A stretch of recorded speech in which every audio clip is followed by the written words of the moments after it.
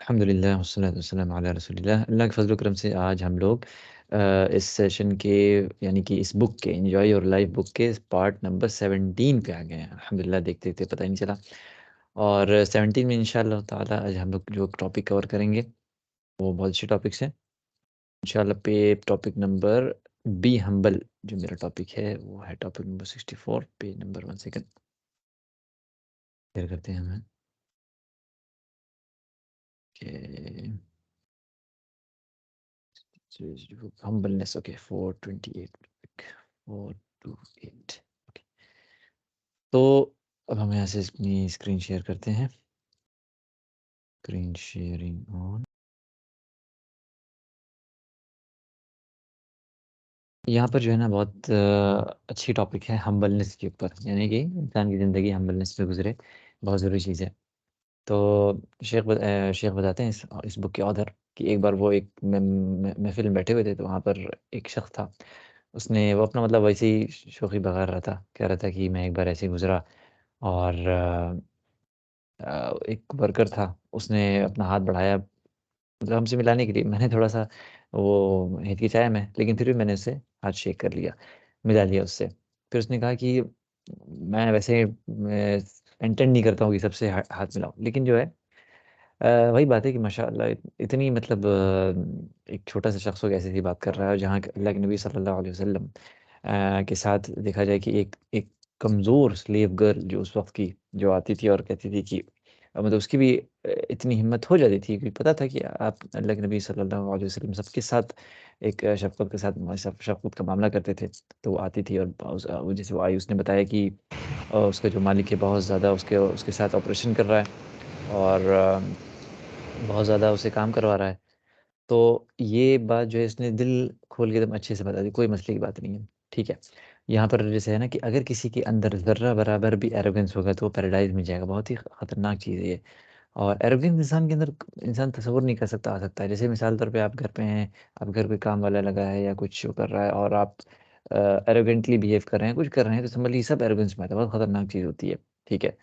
और अब जैसे किसी शख्स से आप कहें कि यार तुम अपने जो पड़ोसी है उसकी मदद क्यों नहीं लेते हो? तो वो कहेगा यार बहुत बहुत और एरोगेंट है वो, हमारी तरफ ना तो देखता है, ना तो वो बात करता है सही सही तरीके से। तो ये बहुत कॉमन चीज़ होती है, औरतों में बहुत होता है ये सारी चीज़ें कि एरोगेंसी की वजह से घर में लड़ाइयाँ बहुत होती हैं। वो अपने ईगो को नहीं छोड़ता है, वो अपने ईगो को नहीं छोड़ता है। तो क्यों हम माफ़ी माँगे, हम क्यों उससे हम छोटे हो जाएँगे, हम बड़े हो जाएँगे, ये वाली चीज़ में सिर्फ़ लड़ाइयाँ चलती रहती हैं। यहाँ पर हम देखते हैं कि अल्लाह के नबी सल्लल्लाहु अलैहि वसल्लम जब मक्का में घुसते हैं ना एक कॉन्करर की तरह, ज़ाहिर-सी बात है एक कॉन्करर कौन होता है? यानी कि जिसने पूरा का पूरा ऐसी अपनी सिटी पे का वो मतलब एक तरह से हाकिम हो गया वो। और एक तरह से क्या मतलब वही उस एक तरह से रूलर हो गया वो, कॉन्कर कर लिया पूरी सिटी को। और ऐसे ऐसी सिटी जिसने इतना तकलीफ़ पहुँचाई आज से कितने साल पहले, 10 साल पहले खाली, ठीक है? उसी सिटी में अल्लाह के नबी सल्लल्लाहु अलैहि वसल्लम घुसते हैं, जो फ़तह होती है, ओके। फ़तह जितने साल बाद होती है, 10 या 12 साल एग्ज़ैक्टली या 9 साल बाद, एग्ज़ैक्टली नहीं याद आ रहा है, लेकिन हाँ, जब जब फ़तह होती है तो आप देखते हैं कि मतलब उसी वैलीज़ में आपको क्या-क्या कहा जाता था। आपको कहा जाता था ओ मैडमैन, आपको मैजिशियन कहा जाता था, झूठा कहा जाता था, इतनी सारी चीज़ें कहा जाती थी। लेकिन जब इतना ज़्यादा आपकी इंसल्ट की गई, लेकिन कैसे वो एंटर करते हैं? तो जैसे कि हमें पता चलता है कि अल्लाह के नबी सल्लल्लाहु अलैहि वसल्लम जब एंटर करते हैं, तो वहाँ पर वो मतलब अपना जो जिस जानवर पे बैठे रहते हैं, तो वहाँ पर अपना जो सर इतना झुकाते हैं ह्यूमिलिटी में कि उनकी जो जो बियर्ड होती है, उनकी दाढ़ी मतलब जो जानवर का सैडल होता है जिसमें इंसान बैठता है, उस तक टच कर रही थी। यानी इतना ज़्यादा तो ह्यूमिलिटी के साथ गुज़रे थे कि कहीं ये नहीं कि तकब्बुर कहीं से दिखाएँ। और यहाँ पर भी इब्न मसूद रज़ियल्लाहु अन्हु ज़बरदस्त एक बात बताते हैं कि एक शख़्स आया अल्लाह के नबी सल्लल्लाहु अलैहि वसल्लम के पास, और जब वो बात कर रहा था ना, तो वो एकदम काँप रहा था। तो जैसे ही अल्लाह के नबी सल्लल्लाहु अलैहि वसल्लम ने उस शख़्स को देखा, कहा कि यार थोड़ा-सा मतलब टेक इट ईज़ी, मतलब कोई मुश्किल की ऐसी बात नहीं है, आसानी आसानी में रहो। और मैं उस औरत का बेटा हूँ जो कुरैश की औरत थी और वो ड्राइड मीट खाती थी। यार ड्राइड मीट का नाम क्यों लिया? क्योंकि ड्राइड मीट जो है ना, एक बहुत ही सिंपल एक डिश है। यानी कि एकदम मतलब जो गरीब लोग हैं, इस तरह के सिंपल लोग खाते हैं। जैसे मीट होता है, उसको ड्राई किया जाता है, धूप में सुखा के फिर सुखाया जाता है। नॉर्मली हम लोग जब भी मीट होता है, उसको पहले हम लोग पकाते हैं, फिर फ्रेश-फ्रेश खाते हैं। लेकिन ड्राइड मीट ऐसा होता है कि उसको कई-कई दिन तक के लिए उसको रखना रहता है। कहने का मतलब ये है कि मैं बहुत ही हम्बल बैकग्राउंड से हूँ, ठीक है? और फिर जो है ये भी कहते थे अल्लाह के नबी सल्लल्लाहु अलैहि वसल्लम कि मैं ऐसे बैठता हूँ जैसे कि एक एक स्लेव गुलाम बैठता है, और मैं ऐसे खाता हूँ जैसे कि एक स्लेव खाता है। यानी यानी कि जैसे एक होता है ना तकब्बुर के साथ इंसान बैठा है एकदम ऐसे पॉलिथीन मार के ऐसे बैठा हुआ है और खा रहा है, और एक होता है इंसान की जैसे ना कि दोनों दोनों पैर पे आप बैठे हुए हैं और एकदम ज़मीन पे इस तरीके से खा रहे हैं और बहुत हम्बल तरीके से खा रहे हैं, तो लगता है कि हाँ यार, बिना कोई एरोगेंस आपके अंदर नहीं है। तो लिखा हुआ है कि जो शख्स भी अल्लाह ताला के लिए के लिए जो है हम्बल बनेगा, अल्लाह ताला उसको एलिवेट करेंगे। और ये इस चीज़ को इंसान अपनी ज़िंदगी में कैसे अप्लाई कर सकता है, जैसे कि कोई बात हुई, किसी चीज़ से कुछ झगड़ा हुआ, कुछ हुआ, तो इंसान ने ये सोचा कि यार ठीक है, हम अपने गुस्से को पी जाते हैं और अल्लाह के वास्ते अपनी अपनी इज़्ज़त थोड़ी-सी मतलब वो करते हुए हम माफ़ी माँग लेते हैं। तो क्या होगा, अल्लाह ताला उसकी इज़्ज़त इतनी बढ़ा देंगे और उसको आखिरत में बहुत बड़ा अजर देंगे। और ये हम देखते हैं कि जब कुरान में आप देखेंगे, जब तारीफ़ होती है, मोमिनीन की तारीफ़ होती है, तो अल्लाह ताला जैसे सूरह आल इमरान में क्या कहते हैं, वल-काज़िमीनल गैज़, यानी कि जो गुस्से को पी जाते हैं। तो गुस्से को पी जाने का मतलब क्या है? इसके गुस्सा जब इंसान करता है तभी वो एरोगेंस एरोगेंस और गुस्सा दोनों एक साथ चलते हैं। ऐसा हो नहीं सकता कि आप एरोगेंट और गुस्सवर ना हो, ठीक है? तो ये दोनों एक साथ चलता है। इसी तरह से आप जब सूरह शूरा में पढ़ेंगे तो वहाँ पे देखेंगे कि कि जो है जब अल्लाह ता जब जब ये लोग जो हैं जब गुस्सा होते हैं, तो वो क्या कहते हैं, माफ़ कर देते हैं, ठीक है? यानी गुस्सा होते ही वो माफ़ कर देते हैं। तो ये सारी जो क्वालिटी इंसान जो है कुरान के हिसाब से लेकर लाइफ को करेगा, तो इंसान बहुत हम्बल रहेगा और क्या होगा, सबसे बड़ी बात क्या है, अप्रोचेबल इंसान बन जाता है। जैसे एक शख्स है और कोई आपके पास आपसे आने से डरता हो, यानी आपकी अपनी बात करने से डरता हो, तो बड़ी खतरनाक चीज़ है। यानी कि आपका वो अच्छा नहीं कि आपके अपने बच्चे भी आपके पास नहीं आ रहे हैं आपसे बात करने, अपने दिल की बात रखने, या तो इसलिए जो इंसान हम्बल होता है तो क्या होता है कि हर शख्स जो है ना वो बहुत अप्रोचेबल बन जाता है। कोई भी उसके पास आता है और अपनी बात रख लेता है, ये अल्लाह ताला को ये क्वालिटी बहुत पसंद है। अल्लाह से दुआ है कि हमारे अंदर भी ये सारी क्वालिटीज़ आएँ। आमीन। इंशाअल्लाह टू वर्शिप इन सीक्रेट बहुत ही अच्छा टॉपिक है ये, जो आज काशिफ़ कवर करेंगे।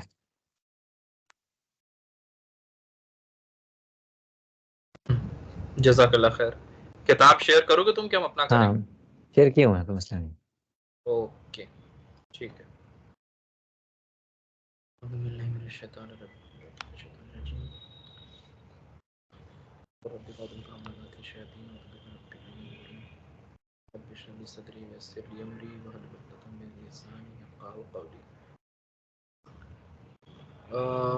वर्शिप इन सीक्रेट अपने आप में बड़ा आवाज साफ है ना?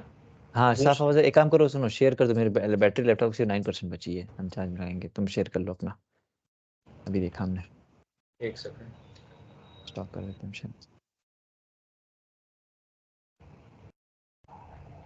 दिख रही है पीडीएफ? हाँ, फर्स्ट क्लास एकदम सही है। उसको बड़ा कर दो एकदम, साइड से सब पैनल हटाओ।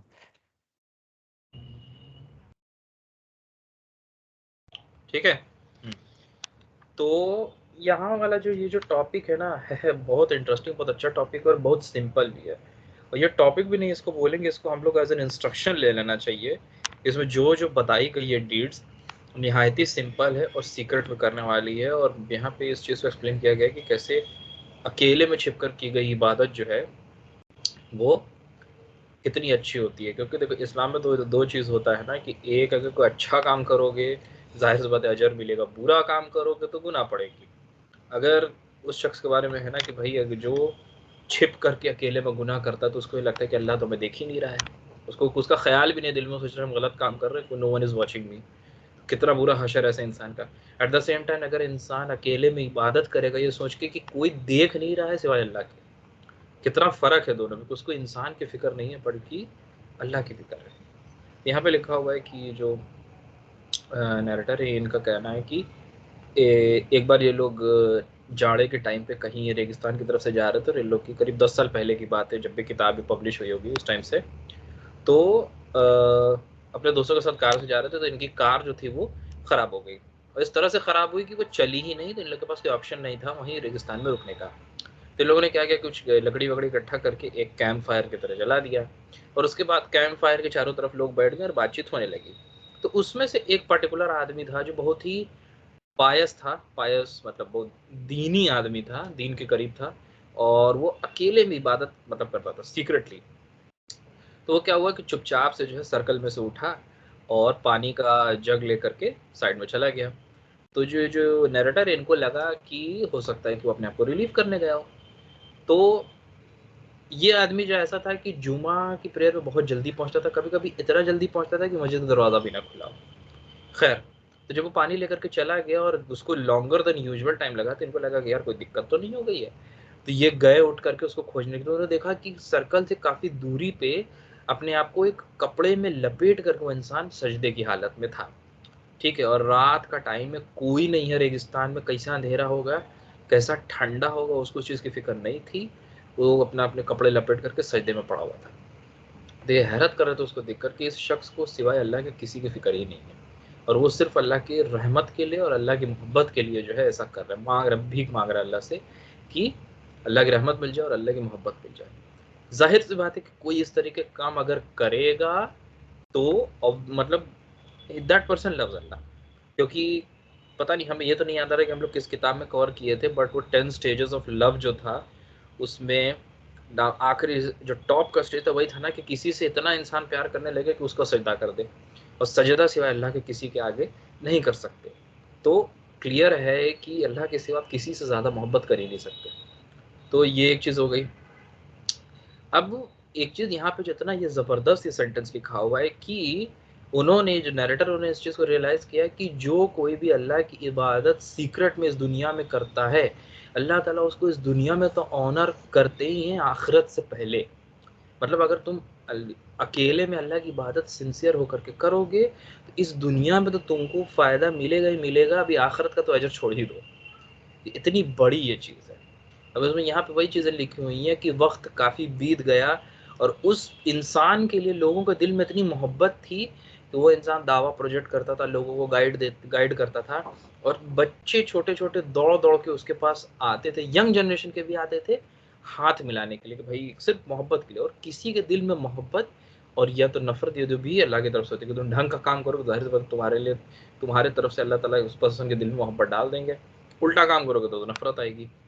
अब यहाँ पर वो एग्जांपल है कि कितने बड़े बड़े बिजनेसमैन हैं, एक्टर हैं, स्पोर्ट्स पर्सन है, जिनको उनकी ख्वाहिश होगी वो लोग इस तरह से उनसे मोहब्बत करें, उनको दौड़ करके उनसे हाथ मिलाने के लिए परेशान हो जाए। ये सब खाली जो अफेक्शन थोड़ी देर का होता है, बिजनेसमैन से, एक्टर से, स्पोर्ट्स पर्सन से मोहब्बत नहीं होती है रियल। ठीक है, बट यहाँ पे एग्जांपल इतना बड़े बात हम लोग के लिए लिखी है कि you refuse to spend night with a candle lit and sleep instead. मतलब कि अगर मोमबत्ती जला करके कोई इंसान जागेगा तो वो अल्लाह की इबादत ही करने के लिए करेगा, क्योंकि उसी कॉन्टेक्स्ट में बात हो रही है। बल्कि हम लोग क्या करते हैं, सो जाते हैं, और फिर भी हम लोग एक्सपेक्ट करते हैं कि हम लोग अल्लाह से मिलेंगे। कितनी खतरनाक ये बात है। फिर लिखा, यस एज अल्लाह से lo those who believe and do good works the beneficent will appoint for them love. है ना, द बेनिफिशिएंट मतलब अल्लाह ताला अपने बारे में बोलेंगे, अल्लाह ताला उनके लिए लव अपॉइंट कर देंगे। मतलब कि अल्लाह ताला लोगों के दिल में उसके लिए मोहब्बत डाल देंगे। जब तक अभी अभी पृथ्वी की बात हो रही है, हम लोग अर्थ पे हैं, अभी आखिरत की बात नहीं हो रही है। ठीक है, यहाँ पे फिर ये हदीस हम लोग मल्टीपल टाइम्स हम लोग इस हदीस को पढ़ा, फिर भी हम कोट करेंगे कि अल्लाह ताला जो है जिब्रील अलैहिस्सलाम को कहते हैं कि मैं उस शख्स से मोहब्बत करता हूँ, तुम भी उससे मोहब्बत करो।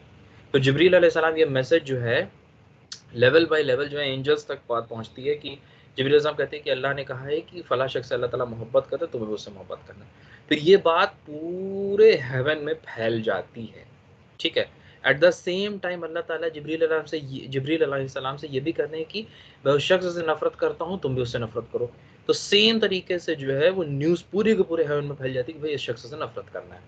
अब हमें यहाँ पे एक सेकंड के लिए पॉन्डर करना है कि हम लोग यहाँ पे बैठे हुए हैं, ठीक है, बातचीत कर रहे हैं। Just imagine it for the second कि अल्लाह ताला इस वक्त हो सकता है जिब्रील अलैहिस्सलाम से कर रहे हो कि मैं मुदस्सिर से मोहब्बत करता हूँ, मैं उसामा से मोहब्बत करता हूँ, तुम भी मोहब्बत करो। दिमाग सुन हो जाएगा इंसान का। हम लोग नहीं कर सकते इमेजिन, लेकिन ऐसा पॉसिबल है। कैसे पॉसिबल है? ढंग का काम करे और अकेले की इबादत करे। ठीक है, may Allah be pleased with him said whoever is able to keep his righteous deeds a secret then let him do so। मतलब जिस हद तक पॉसिबल हो कि आप अपनी राइचियस डीड्स को सीक्रेट बना करके रख सकते हैं उसको रखिए, बहुत ज़्यादा फ़ायदा मिलेगा। जैसे कि रियाकारी कितनी ख़तरनाक है, तो उसका जस्ट अपोजिट हो गया कि अपने नेक अमाल को छुपा करके रख लो। सीक्रेट वर्शिप जब यहाँ पे कई अलग अलग एग्जाम्पल है कि कई तरीके से हम लोग कर सकते हैं। ठीक है।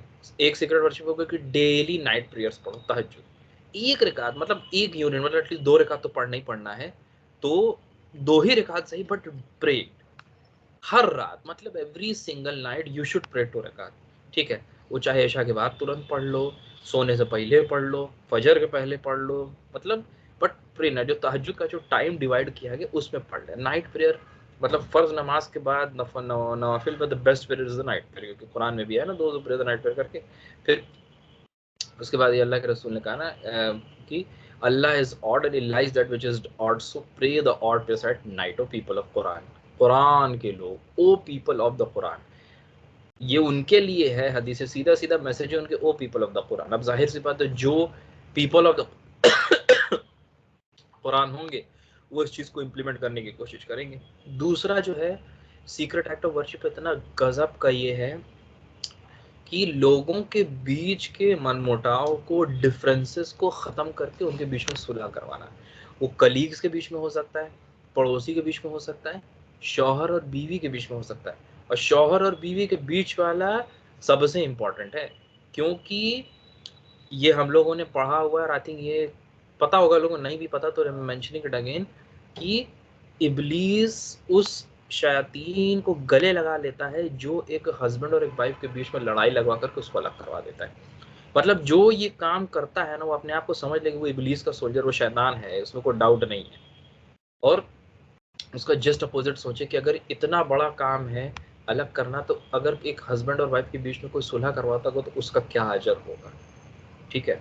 तो थिंक अबाउट इट।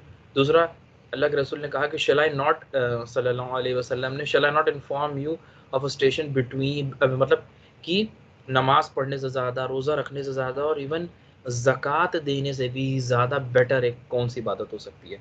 तो ज़ाहिर सी बात है, लोगों ने बोला कि ज़रूर बताइए।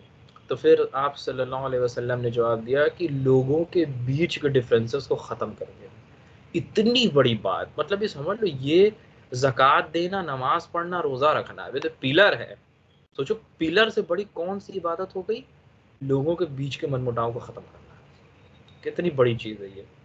और ये do this for the sake of Allah, और डेफिनेटली अल्लाह ताला रास्ता निकाल देंगे, अल्लाह ताला रास्ता निकाल देंगे, अगर दिल से आदमी करना चाहेगा कि हमें इस तरह का अजर चाहिए और ये अल्लाह की रज़ा के लिए कर रहे हैं, हीरो बनने के लिए नहीं। Also from the secrets of worship you can perform is remembrance of Allah. मतलब ये तो निहायत ही आसान है कि आप अल्लाह को याद करो, जिक्र अल्लाह, अल्लाह का जिक्र करते रहो। यहाँ पे यार हदीस आ गई, अल्लाह के रसूल सल्लल्लाहु अलैहि वसल्लम ने कहा कि क्या मैं तुम्हें उस बेहतरीन अमाल के बारे में ना बताऊं जो अल्लाह की नज़र में सबसे ज़्यादा पाक है, सबसे ज़्यादा हाईएस्ट ऑर्डर है, और अल्लाह की राह में सोना और चांदी खर्च करने से भी ज़्यादा बेहतर है, उस चीज़ से भी बेहतर है कि तुम अल्लाह के राह में दुश्मनों से बैटल फील्ड पे मिलो और उनकी गर्दन पर वार कर दो। मतलब कौन कौन सी चीज़ यहाँ पे आ गई, उसको उस चीज़ की क्या क्या अहमियत है, ये हमें बताने की ज़रूरत नहीं है, ये अंडरस्टैंडेबल है। तो भाई सहाबा लोग ने पूछा कि ज़रूर बताइए अल्लाह के रसूल। तो उन्होंने कहा ज़िक्र अल्लाह, मतलब अल्लाह का ज़िक्र करते रहो।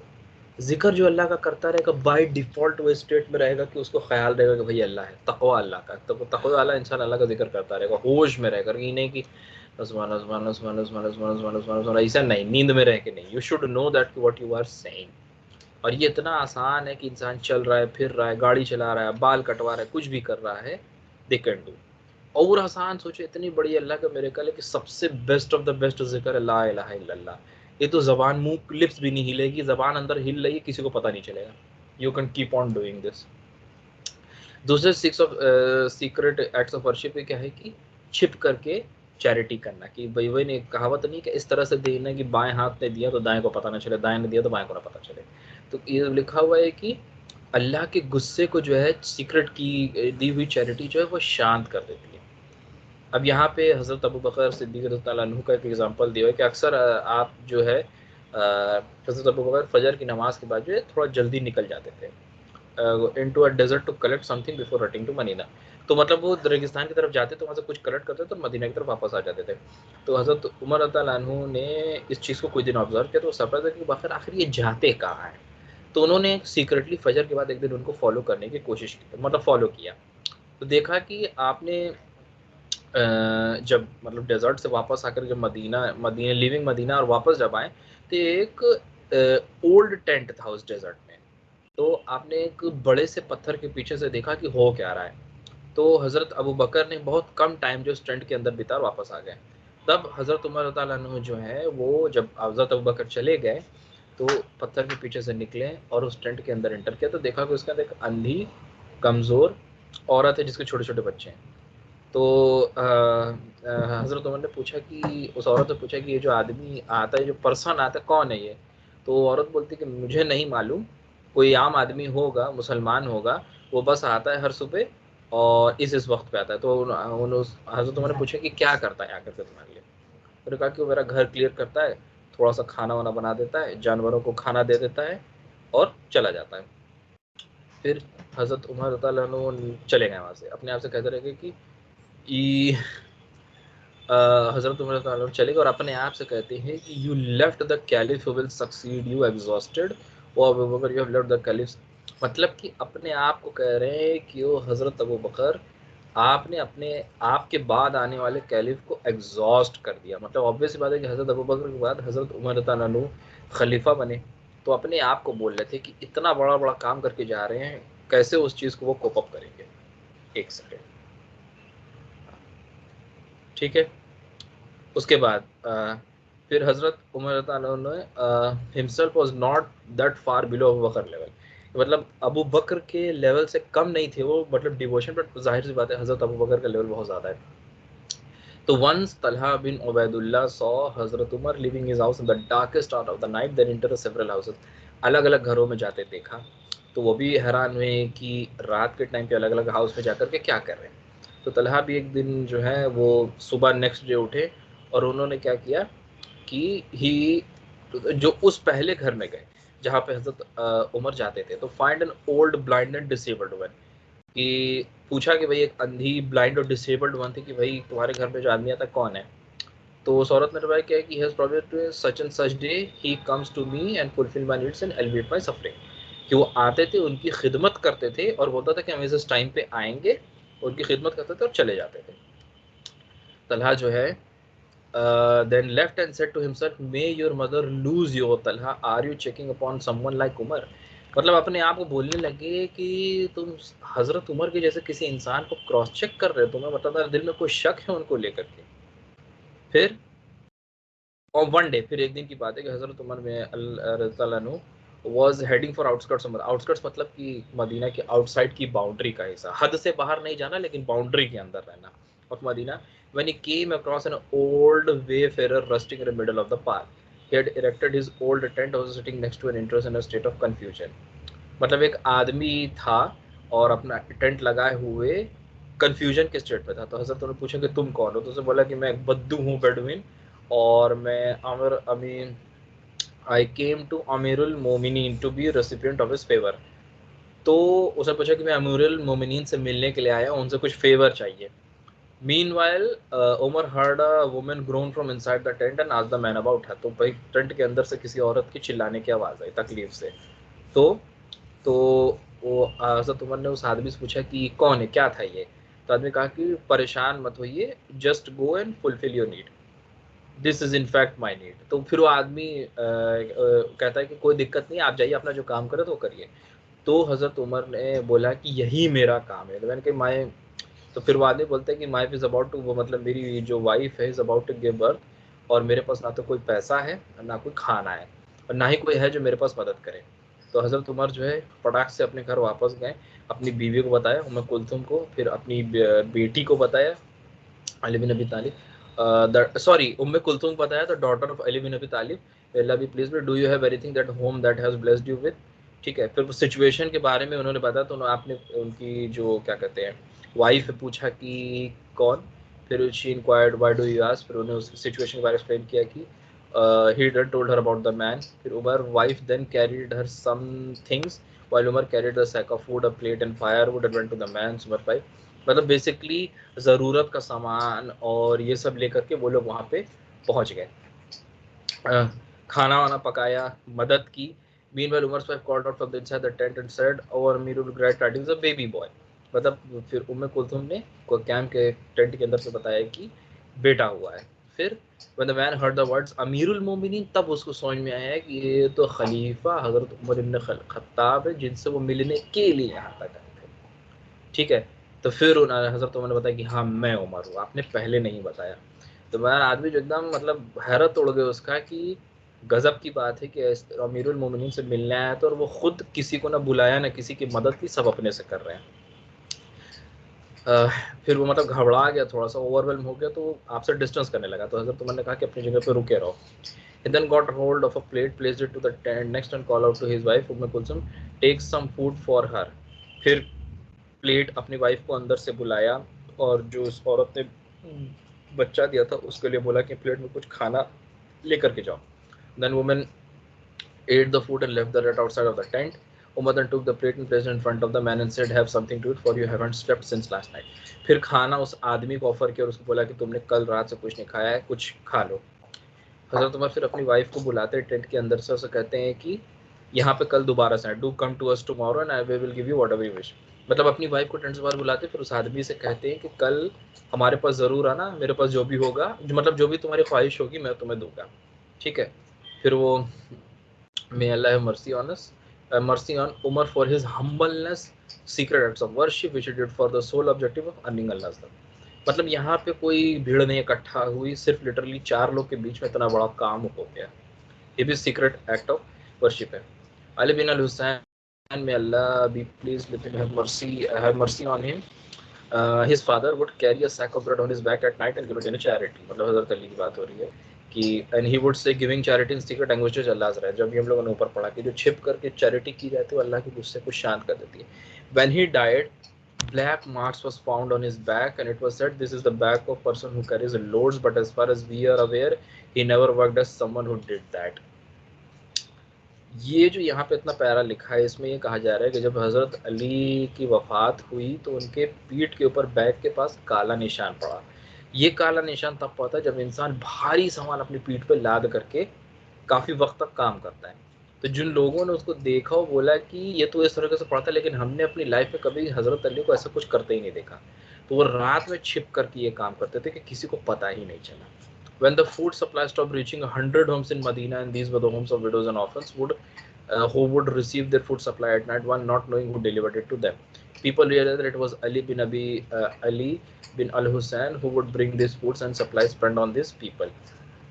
ठीक है, फूड की सप्लाई जब बंद हो गई वफात के बाद, तो फिर लोग जो है उनको पता चला कि, और ये किसका घर था, ऑर्फेंस का, विडोज का, उन लोगों का घर था। अच्छा, यहाँ पर एक कुछ चीज़, ये हज़रत हुसैन के बेटे हैं अली। हाँ ये हज़रत हुसैन हाँ वगैरह हाँ, थोड़ा नीचे जब ये पढ़ा तब हमको समझ में आया, अभी हम वही पढ़ के तब करेक्ट करते।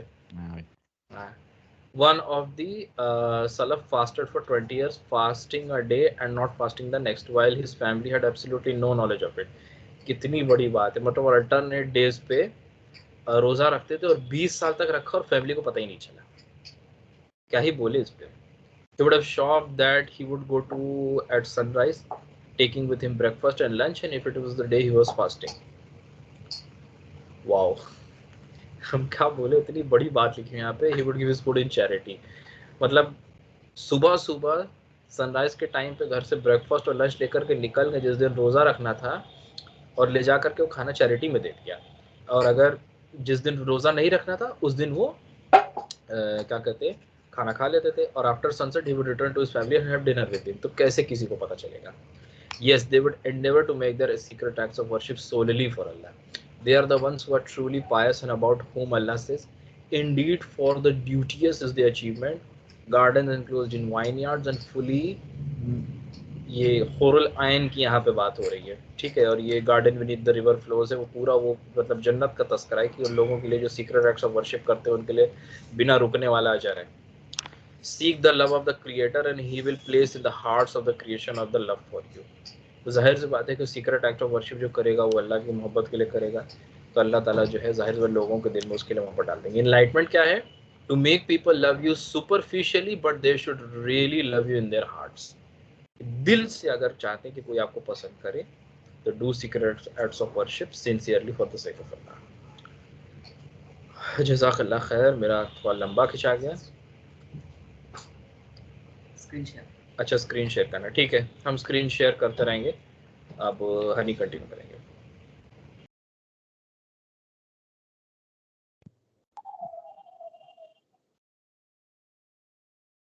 कहाँ गया?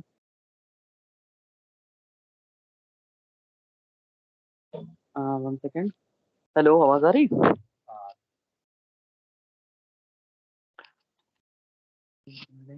तो ठीक है, मैं यहाँ से कंटिन्यू करता हूँ। Take them out of the ditch. तो आपके साथ ऐसा कभी मे भी हुआ होगा कि कोई पर्सन आपको ह्यूमिलिएट करे और आपको इतना ज़्यादा मतलब ऑकवर्ड लगे, खराब लगे, और इतनी छोटी-छोटी चीज़ के लिए, जैसे कि आपके कपड़े के लिए या किसी भी बेसिक सी मामूली सी चीज़ के लिए, कि देखो कैसा कपड़ा पहन के आया है, कैसा बाल बना लिया है, कैसा दाढ़ी है, तो आपको मे बी सुन के काफ़ी खराब लगेगा, बेकार लगेगा। लेकिन इसी सेम सिचुएशन में अगर कोई दूसरा इंसान आपसे कहे कि नहीं यार देखो अच्छा तो लग रहा है, इसका कपड़ा सही तो है, ये अभी जाके सही कर लेगा, दाढ़ी में दिक्कत नहीं है, सही हो जाएगा। तो आपके दिल में उस इंसान के लिए एक बिल्कुल वैसा ही फ़ील होगा जैसे कि आपको किसी ने खाई में फेंकने वाला है, फेंक रहा है, लेकिन वो इंसान आपको खाई से बचा लिया, तो आपका कपड़ा पकड़ के। तो बिल्कुल वही सेम इफ़ेक्ट वाली फ़ीलिंग आपको आएगी। और इसका आप अदर के साथ, अगर किसी दूसरों के साथ अगर आप यही चीज़ करेंगे, तो इसका बहुत ही बेहतरीन वंडरस इफ़ेक्ट होगा आपकी लाइफ़ में। जैसे कि आप अगर किसी आप पार्टी में, दावत में कहीं जा रहे हैं और उनका बेटा प्लेट में काफ़ी सारा खाना लेके आ रहा है, लेकिन वो बेटा में भी किसी रीज़न की वजह से थोड़ा जल्दी आने लगा और सडनली उसका खाना जो है वो गिर गया, और उसके जो फादर हैं, जो पापा हैं, वो गुस्सा आ गए। देखो ढंग से नहीं चल के आ सकते हो, तो ऐसा है, वैसा है, ये है, वो है। तो वो बच्चा मे बी एम्बैरेस हो जाएगा कि अरे यार ऐसा है। तो अगर उस सिचुएशन में आप उस बच्चे को कहेंगे कि नहीं, कोई बात नहीं, जाने दीजिए, ये बड़ा हो गया है, अब देखिए स्ट्रॉन्ग बॉय है, कोई बात नहीं, होता है, कोई दिक्कत नहीं। तो आप उस बच्चे को एनकरेज कर देंगे, तो उस टाइम के हिसाब बात से मे बी वो बच्चा आपकी रिस्पेक्ट करेगा, मे बी आपको पानी ला के दे ग्लास में, आपकी रिस्पेक्ट करे, तो ऑटोमेटिकली आपसे काफ़ी ज़्यादा खुश हो जाएगा। तो ये चीज़ छोटे बच्चे के यहाँ पे बात हो रही है, लेकिन अगर यही सेम चीज़ हम बड़े लोग के साथ करें, एडल्ट के साथ करें, तो उसका कितना ज़्यादा इफ़ेक्ट हमारी लाइफ़ में आ सकता है। जैसे कि यहाँ पे दिया हुआ है कि जैसे आपका कलीग है ऑफ़िस में, गैदरिंग में है, कई सारे लोग उसको काफ़ी सारी चीज़ें गलत-गलत बोल रहे हैं, काफ़ी सारा डिस्कशन हो रहा है, जिससे वो काफ़ी ज़्यादा एम्बैरेस हो जा रहा है। लेकिन आप उसी सिचुएशन में उसको कुछ और बोल दें, तो वो उससे वो बंदा काफ़ी ज़्यादा खुश हो जाएगा। और इसी सिचुएशन में एक ये भी है कि अगर कोई पर्सन से बार-बार बोल रहे कि ये तुम यूनिवर्सिटी में कैसे गए? तुम अपनी गुड न्यूज़ दो, पार्टी नहीं दी है, यूनिवर्सिटी में तुम्हारा एडमिशन हो गया, ऐसा है, तो कैसे चले गए? तुम इस लायक नहीं हो। इस तरह की सिचुएशन अगर होगी, तो आप अल्लाह ताला की कसम खा के बताइए कि क्या कोई इंटेलिजेंट इंसान ऐसी चीज़ अ, पब्लिक में पूछेगा? नहीं ना। तो यहाँ पे वही चीज़ दी हुई है कि हमें मतलब किसी की अगर इस तरह की सिचुएशन अगर आती है, तो हमें सामने वाले को इस तरह से डील करना चाहिए कि उसको फ़ील हो कि नहीं, ये हमें बचा रहे हैं, गड्ढे में गिरने से, हमें डिच में गिरने से इन्होंने हमें बचाया। तो उस इंसान के दिल में आपके लिए मोहब्बत काफ़ी ज़्यादा इंक्रीज़ हो जाएगी। अब यहाँ पे अल्लाह के रसूल सल्लल्लाहु अलैहि वसल्लम की हदीस दी हुई है कि एक बार रसूल अल्लाह सल्लल्लाहु अलैहि वसल्लम अब्दुल्ला बिन बिन मसूद रज़ी अल्लाह ताला अन्हा के साथ जा रहे थे। तो जब वो जा रहे थे तो उनको उन्होंने कमांड किया कि अ, पेड़ पे चढ़ो और उसपे से एक डंडी तोड़ के लाओ, मुझे अपना दाँत साफ करना है, टीथ साफ करना है। तो इब्न मसूद रज़ी अल्लाह अन्हु चढ़ गए पेड़ पे, और वो काफ़ी स्लिम और काफ़ी पतले-दुबले से थे। तो इसकी वजह से उनको ऊपर वो चढ़ गए। बट हवा चली बाद में खूब तेज़, और उस हवा चलने की वजह से उनका जो गारमेंट था, जो कपड़ा था, जो पैंट, पजामा था, जो भी था, वो हवा से थोड़ा ऊपर उड़ गया।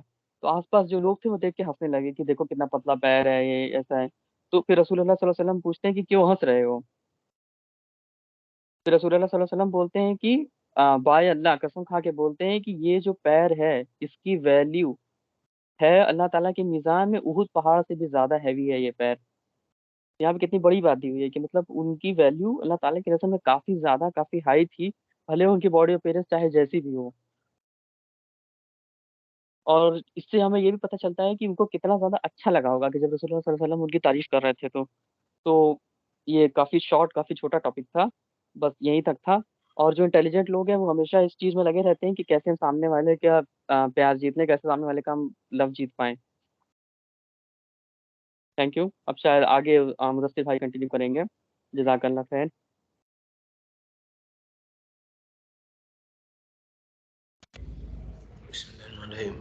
स्क्रीन शेयर ऑफ कर देते काशिफ भाई, तुम अपनी कर लेते स्क्रीन शेयर। एक मिनट, एक सेकंड। उसामा, अदीब आएगा कि नहीं? यार अधिक से पूछा, शादी में है वो। हम कर शादी देंगे में। उसका हम बोल देंगे। ठीक ठीक, ओके।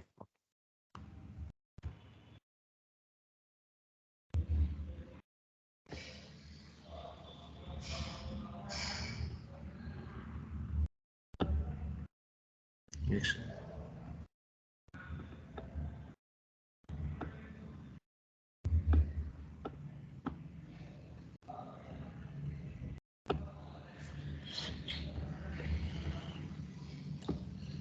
Okay.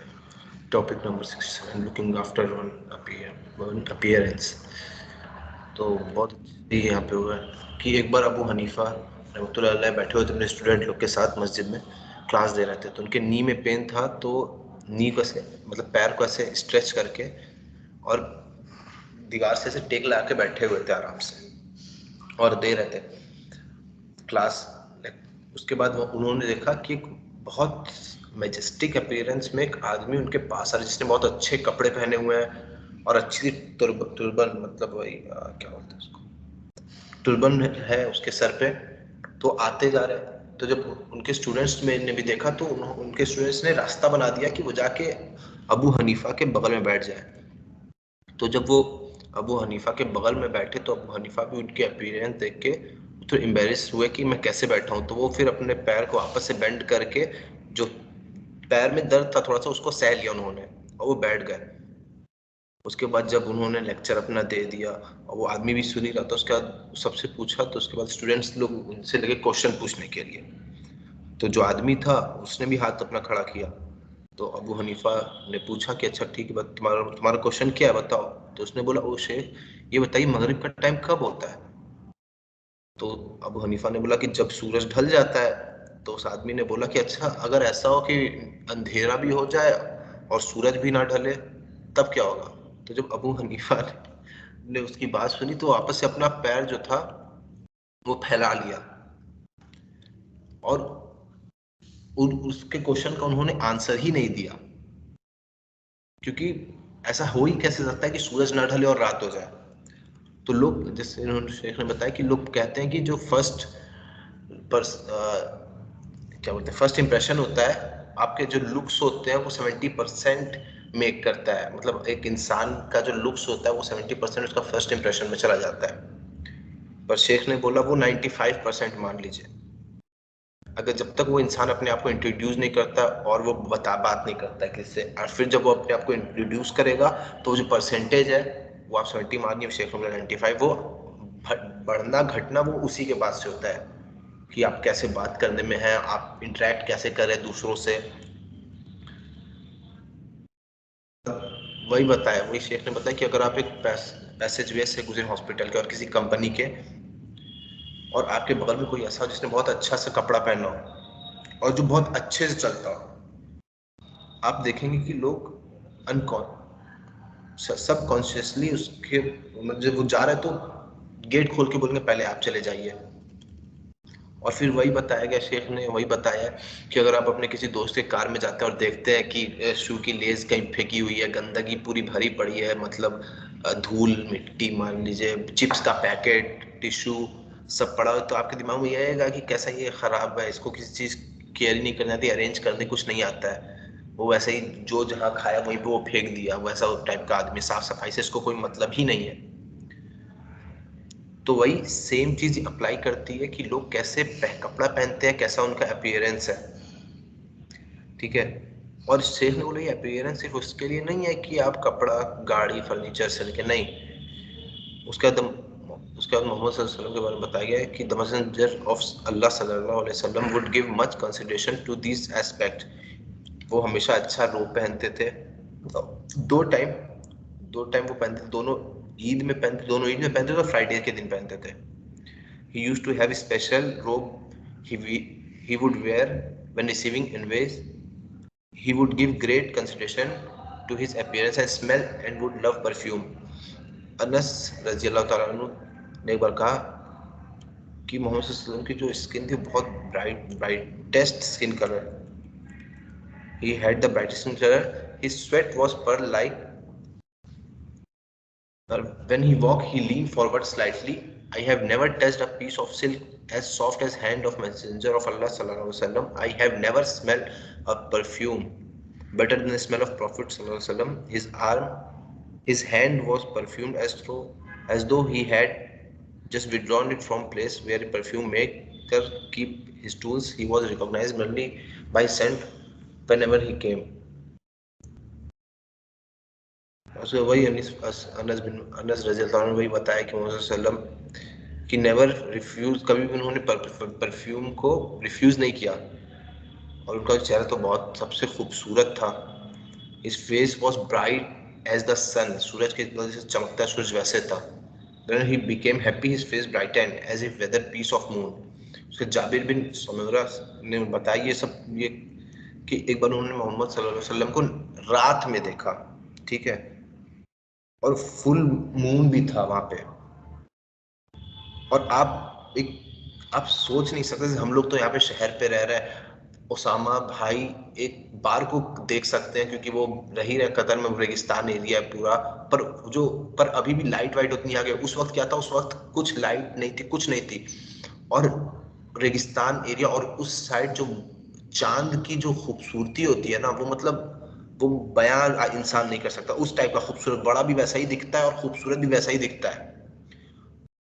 तो जाबिर रज़ी अल्लाह ने बोला कि मैंने देखा कि मोहम्मद सल्लल्लाहु अलैहि वसल्लम रेड रोब पहन के खड़े हुए थे। तो ये जो पूरा वो है कि एक बार मोहम्मद सल्लल्लाहु अलैहि वसल्लम को देख रहे थे, एक बार चांद को देख रहे थे, एक बार मोहम्मद सल्लल्लाहु अलैहि वसल्लम चांद में, तो फिर बाद में बोला कि नहीं, मोहम्मद सल्लल्लाहु अलैहि वसल्लम चांद से भी खूबसूरत है। और वही है कि मोहम्मद सल्लल्लाहु अलैहि वसल्लम हमेशा इनकरेज करते थे मुस्लिम्स को, अपने अपीयरेंस पे करो, मतलब अच्छे दिखो। जैसे अब्दुल हौज narrated from his father that he said, I came to Prophet Muhammad sallallahu alaihi wasallam wearing a rough garment, खराब सा गारमेंट पहन के आए। तो मोहम्मद सल्लल्लाहु अलैहि वसल्लम ने उनसे पूछा कि क्या तुम्हारे पास वेल्थ है? तो उन्होंने बोला हाँ मेरे पास तो है। तो मोहम्मद सल्लल्लाहु अलैहि वसल्लम ने पूछा कि किस टाइप की वेल्थ है? तो उन्होंने बोला कि कैमल्स है, काऊ है, कैटल है, हॉर्स है, स्लेव है। तो मोहम्मद सल्लल्लाहु अलैहि वसल्लम ने बोला कि अगर अल्लाह ने तुम्हें वेल्थ दी है तो उस वेल्थ को शो करो अपने अपीयरेंस में कि अल्लाह ने तुमको वेल्थ दी हुई है, और उस चीज को ऑनर करो, वो अल्लाह ताला की बॉन्टी है। वही बोले कि मोहम्मद सल्लल्लाहु अलैहि वसल्लम बोलते थे, मोहम्मद सल्लल्लाहु अलैहि वसल्लम की जिसको भी अल्लाह ताला ने ब्लेस किया है बाउंटी से, तो वो अल्लाह भी क्या कहते हैं, Allah like to see the effect of that bounty appear on his slave servant. तो इसका मतलब हम लोग को क्या समझना चाहिए, जब अल्लाह ताला ने हम लोग को चीजें दी हैं, पैसा दिया है, तो हम लोग उस चीज को, हम लोग भी अच्छा कपड़ा पहने, हम लोग अपने आप को अच्छे से कैरी करें, बाहर जाए तो ऐसे बन के जाएं कि दो लोग देख के बात करें, इज्जत करें। वही है कि जाबिर बिन अब्दुल्ला में मतलब pleased with him said once a messenger of once the messenger of Allah sallallahu alaihi wasallam came to our house for a visit and saw a man with disheveled hair, he said कि उन्होंने मोहम्मद सल्लल्लाहु अलैहि वसल्लम देखा कि ऐसे उलझा हुआ बाल था एक आदमी का, तो उन्होंने बोला कि क्या तुम्हारे पास कंघी नहीं है क्या, कि उसको, उस इंसान के पास, मतलब उसके पास कंघी नहीं है कि वो अपना बाल सही कर ले। और वही एक और बार उन्होंने देखा एक इंसान आ रहा एकदम गंदा सा कपड़ा, तो बोला कि क्या उसको पानी नहीं मिला था कि वो अपना कपड़ा धो ले। तो मोहम्मद सल्लल्लाहु अलैहि वसल्लम हमेशा अपने हेयर को भी, मतलब मोहम्मद सल्लल्लाहु अलैहि वसल्लम हमेशा बोलते थे कि जिसको अल्लाह ताला ने हेयर दिया उसको वो आदमी ऑनर करे उस चीज का, whoever has hair should honor it। और मोहम्मद सल्लल्लाहु अलैहि वसल्लम इनकरेज करते थे लोग को, क्यों, गुड बिहेवियर के लिए, and a beautiful appearance, nice cloth and a fine smell. He often used to say Allah is beautiful and love beauty. ये मुस्लिम की है, सही मुस्लिम की। तो ये इतना अच्छी ये वाला जो चैप्टर था ना, कि एक्सपीरियंस में ये है कि the first look make up for 70% of the impression people get of you. तो इससे हम लोग को यही समझ में आता है कि जब भी हम लोग बाहर भी जाए ना, तो ऐसा बन के जाए कि कोई दूसरा देख के हम लोग को गलत ना समझे। एक तरह से देखे तो हम लोग मुसलमान हैं, हम लोग एक अपने अपीयरेंस से भी एक तरह से इस्लाम को रिप्रेजेंट कर रहे हैं। आप मानिए मत मानिए, मैं जब स्कूल में पढ़ता था तो एक लोग के अंदर एक वो होता है ना, नॉन मुस्लिम्स के अंदर यही था कि मुसलमान लोग कैसे गंदे तरीके से रहते हैं, गंदे से महकते हैं, गंदा सा दाढ़ी, गंदी सी बाल, वैसे ही सब कहीं पे भी चल, गंदा गंदा कपड़ा। पर फिर मैंने देखा लोगों को जो अच्छे मुसलमान थे, जिनको खुद को कैरी करने आता है, तो जब मैंने उन लोग को देखा तो नहीं, एक जो बन गया लोग का सोच बन गया है ना, तो उस सोच को हम लोग को चेंज करना है, क्योंकि ये हम लोग का है नहीं। इस्लाम मोहम्मद ने कभी भी इस चीज पे नहीं बोला कि नहीं तुम्हारे पास कि एकदम गुर्बत में जिंदगी गुजारो, नहीं। अगर आपके पास है तो आप अच्छे से रहिए। अगर आप बाहर भी जा रहे हैं ना, एक मैं एक एग्जांपल दे रहा हूँ कि अगर आप चप्पल भी है तो नहीं, अगर बाहर जाए तो चप्पल ऐसा पहनिए कि दूसरा सामने वाला देख के आपको, अगर आप कोई बात बोले तो उस बात में आपके वजन रहे। ये नहीं कि आप एकदम फटी हाल में, बाल वैसे ही बिखरा हुआ, दाढ़ी वैसे ही अजीब सी, मुंह बिना धुला हुआ, कपड़ा गंदा वैसे ही मुड़ा चूड़ा एकदम, कॉलर, जूता नहीं पहना, कुछ नहीं पहना, ऐसे ही चले गए, तो आप कुछ बात भी करेंगे तो आपकी बात में वो वजन नहीं रहेगा। अगर आप बोले बोले हटाओ यार क्या हुआ, सही बात करता हूँ, ऐसे ही फाउल गंज अजीब सी महक आएगी, तो दो लोग बात करने से पहले आपसे सोचेंगे कि हटाओ क्या बात करें। और वही आपकी स्मेल भी अच्छी आएगी, आप परफ्यूम लगा के जा रहे, इत्र लगा के जा रहे, तो वो भी एक अलग इफेक्ट करता है लोग के ऊपर। यहीं तक था अदीब का है, मैं स्क्रीन शेयर भी स्टॉप कर रहा हूँ। ठीक है, काशिफ यहाँ से अदीब का जैसे कि बताया था काशिफ ने।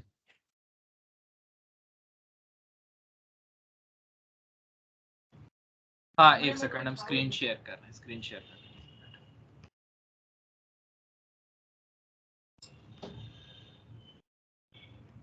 स्क्रीन दिख रही है? मेरी आवाज आ रही ना? यस दिख रही।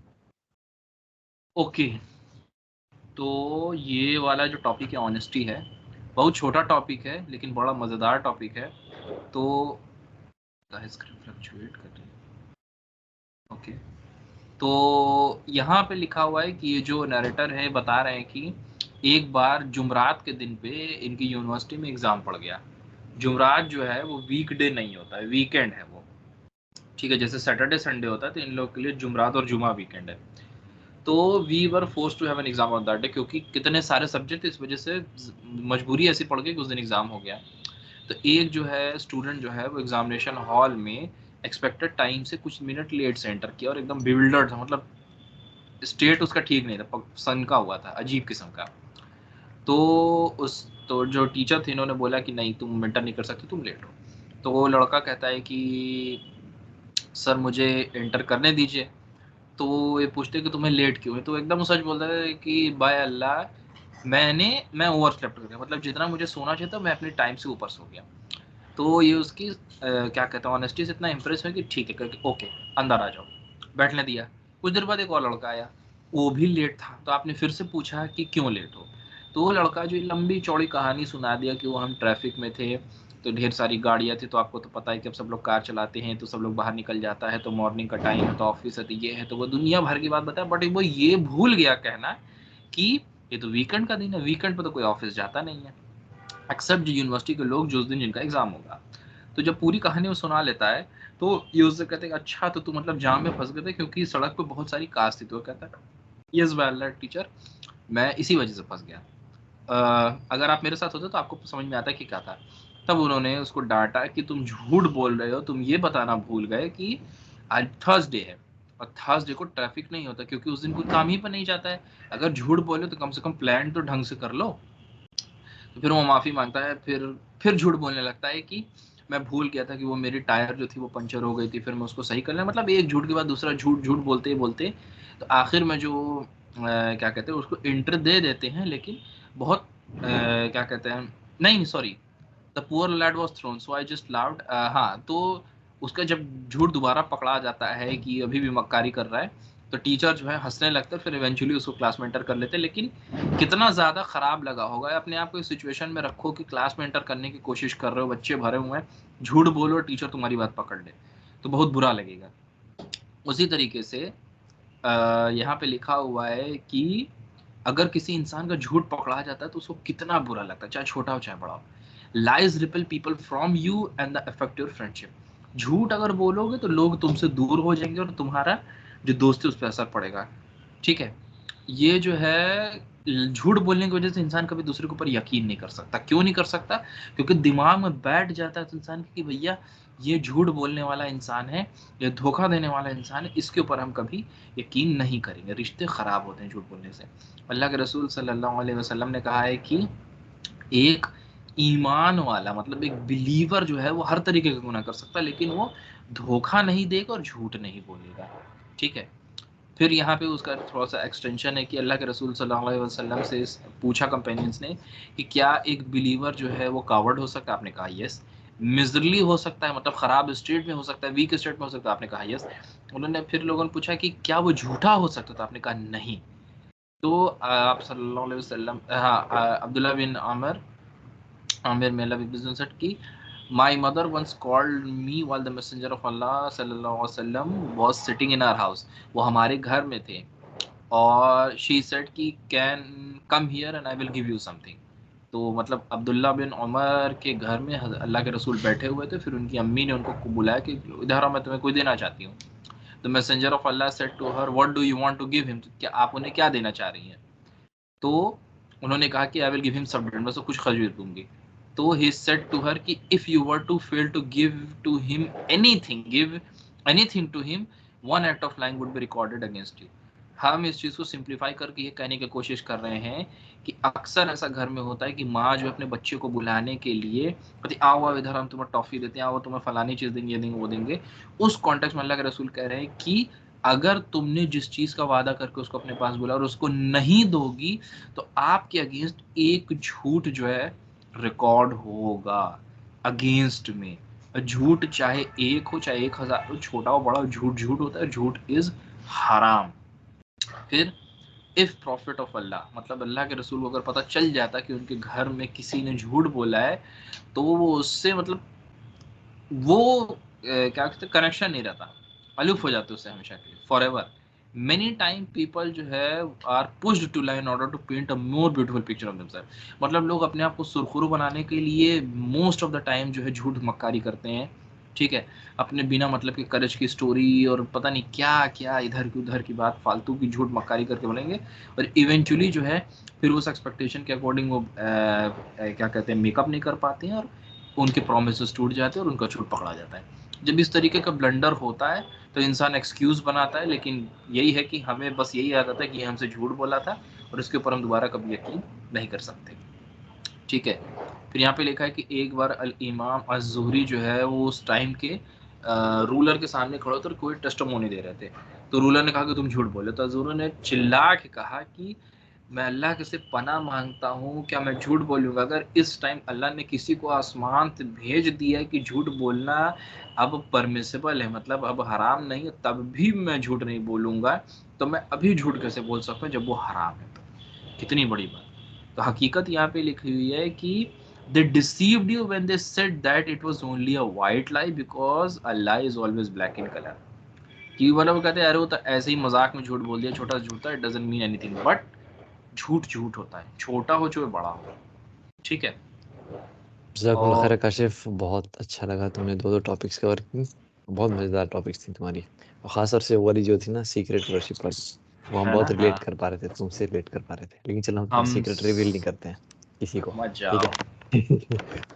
असल ये लड़का है सीक्रेट वर्शिप वाला, कोई जानता नहीं चुप है। है। देखो हम तो भाई उम्मे इब्राहिम के जो शौहर हैं, हम तो उन्हीं से सीखते हैं। उम्मे इब्राहिम के शौहर जो है वही जो बताते वही करते हैं, चलो हम चलो क्या है। निकलो, अरे चलो चलो, चलो ठीक है, इसी नोट पे इस आज के सेशन को एंड करते हैं, इंशाल्लाह नेक्स्ट सेशन में मुलाकात होगी आप सबसे। अस्सलाम स्टॉप वालेकुम रिकॉर्डिंग। वरहमतुल्लाहि वबरकातुहू।